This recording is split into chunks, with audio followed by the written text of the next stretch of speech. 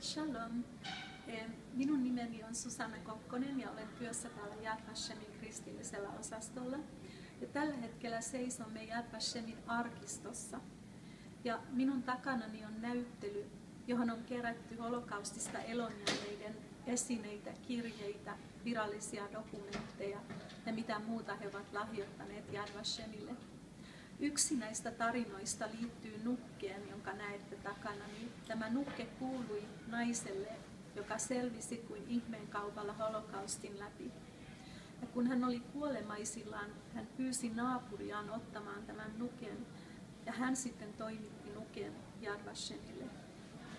Yad Vashemissa on miljoonia ihmisten tarinoita, ja niihin jokaiseen liittyy henkilökohtaisia muistoja ja esineitä. Ja Yad Vashem ei kerro 6 miljoonan ihmisen tarinaa, vaan 6 miljoonan yksilön tarinat. Ja toivon, että te kaikki tulette tänne Yad Vashemiin näkemään, mitä ihmisille, yksilöille tapahtui holokaustin aikana.